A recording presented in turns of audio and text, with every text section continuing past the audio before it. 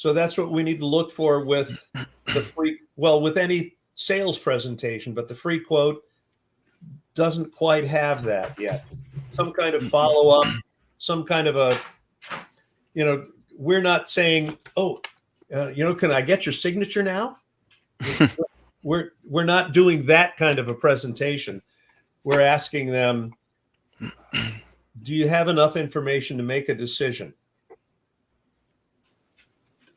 And have I presented the right information to you? Yeah. So that's a really good point, especially with your analogy compared to people buying a car, of the difference in the amount of thought and time put into the decision making of, like you said, days, weeks, months in advance versus right now on the spot. They go from I didn't even know there were multiple units you can even buy to signing the paper.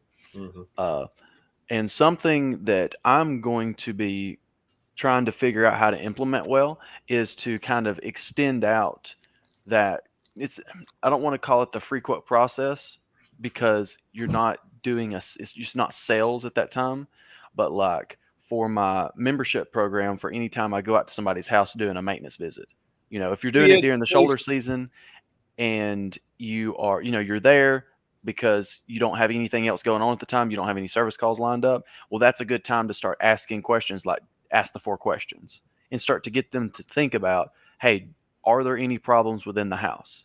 And you can just start kind of, planting those seeds and going, well, just so you know, if you have problems X, Y, and Z, here's some videos. Here's the 5 functions video. Here's a static pressure video. And here, I'm going to ask you a couple of questions and just get them thinking about that. And if you do that, say once a year, if they know every time, hey, when this guy comes out to do my maintenance, we end up talking about any problems within the house. And you can start kind of like laying out things to go, hey, if this is a problem, here's something that you can look at, trying to alleviate that. Don't do anything right now, just think about it. So then when it does come time, it's not all brand new information being hit at them. They're being hit. You're going into it with them going, hey, okay, I know my static pressure is high. So, probably a big airdrop. I already know I probably need to do that. And I know I've got all these problems. And can I look at those different equipment options again so I can see which one we might want to go with? So they're familiar with everything.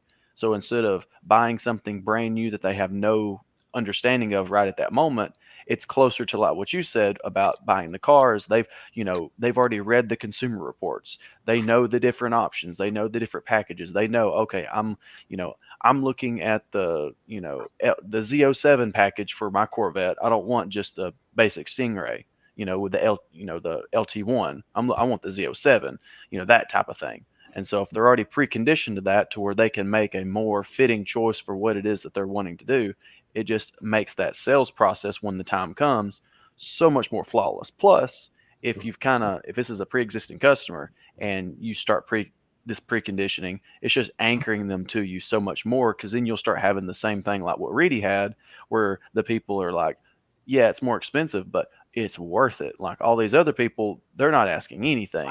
This guy, we've been talking about this for 3 years now. And so it's really going to kind of cement you to that customer at the cost of a membership or a service agreement fee or whatever. And you can do all that, in a time where you don't have to go on every service call and have a 30-minute discussion. You can do it on your off time and start that conversation long before, the sales process starts, and they're on guard going, is this guy just trying to sell me something by asking me these questions?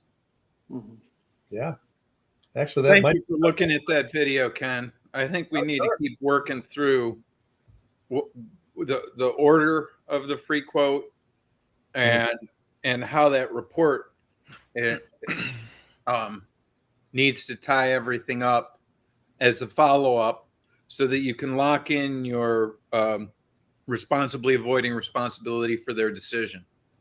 Because what's going to happen is, a lot of these free quotes, people are going to get oversized equipment on undersized ductwork, and a big part of this free quote,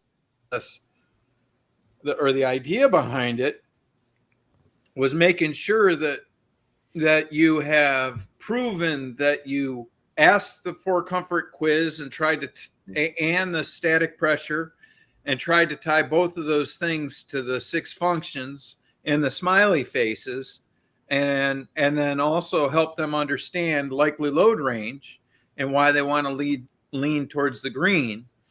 And then the fact that they didn't lean towards the green, even though that was your advice, will be part of the follow-up summary, so that later on, when they have issues because their equipment's oversized to their ductwork and now they got to do duct modifications, and then they're going down that sort of hellish path of oversized equipment now needs oversized ductwork and still short cycles even after you got the ductwork in, so the house is not uniform in temperature and it's uncomfortable. All of those things need to be owned by the homeowner that disregarded the process that we were trying to bring, which would have helped them make a better decision.